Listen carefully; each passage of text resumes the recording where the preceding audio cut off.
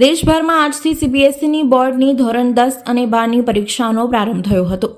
વડોદરામાં ધોરણ 10 અને 12ના લગભગ 8,000 જેટલા વિદ્યાર્થીઓ પરીક્ષા આપી રહ્યા છે। સવારના 10:30 વાગ્યાથી બપોરે 31 વાગ્યા સુધી આ પરીક્ષાનો સમય નિર્ધારિત કરવામાં આવ્યો છે। ધોરણ 10 અને 12ની પરીક્ષાનો સમય સાથે જ છે। સવારે 9 વાગ્યાથી પરીક્ષા કેન્દ્રોમાં પ્રવેશ આપવામાં આવી રહ્યો હતો અને 10 વાગ્યા સુધી કેન્દ્રમાં પ્રવેશ આપવામાં આવ્યો હતો। પ્રવેશ દરમિયાન વિદ્યાર્થીઓને પારદર્શક પાણીની બોટલ, પાઉચ, રાઇટિંગ પેડ લઈને પરીક્ષા ખંડમાં જવા દેવામાં આવ્યા હતા। આ વખતે સીસીટીવી પોલિસીમાં બદલાવ આવ્યો છે। 240 વિદ્યાર્થીઓ દીઠ એક સીસીટીવી મોનિટરિંગ અધિકારીની નિમણૂક કરવામાં આવી છે।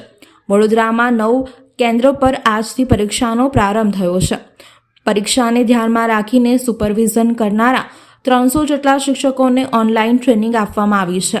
ધોરણ 10ની પરીક્ષા 8 માર્ચ સુધી અને 12ની પરીક્ષા 4 એપ્રિલ સુધી ચાલશે।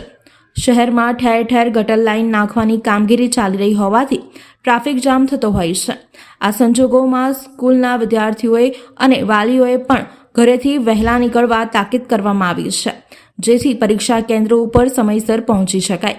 વિદ્યાર્થી ટ્રાફિકમાં ફસાઈ જાય તો પોલીસ અધિકારીઓને પણ મદદ કરવા માટે અગાઉથી જ સ્કૂલોએ વિનંતી કરી છે। અચ્છા, મારા છોકરા જે ટ્વિન્સ અહીંયા આગળ અંબે સ્કૂલમાં આવ્યો છે માંજલપુરમાં, અને આ લોકોની વ્યવસ્થા ઘણી સારી છે અહીંયા આગળ। અને આજે ઇંગ્લિશનું પેપર છે।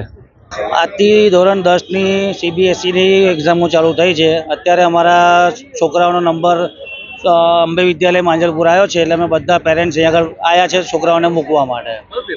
આજે ઇંગ્લિશનું પેપર છે છોકરાઓ માટે। એ તો આમ તો ગમે તે હોય, પણ આજે બોર્ડની એક્ઝામ એટલે લોકોને બીક તો લાગે જ, એટલે બધા પેરેન્ટ્સ સપોર્ટ કરવા માટે આવ્યા છે અહીંયા આગળ। તૈયારી તો સવારે બી 5 વાગે ઉઠી જાય, રાતે 11-12 વાગ્યા સુધી વાંચે છોકરાઓ। અને દરેક પેપરની અંદર લોકોને રજાઓ છે, એટલે એમને થોડુંક એમને બર્ડન બી વધારે છે કે ભાઈ 5-5 દિવસ રજાઓ મળે છે, પછી અમારે આટલું ભણવાનું। જે રીતના બર્ડન અમારા ટાઈમમાં હતું એના કરતાં વધારે બર્ડન અત્યારે છોકરાઓને પડી રહ્યું છે।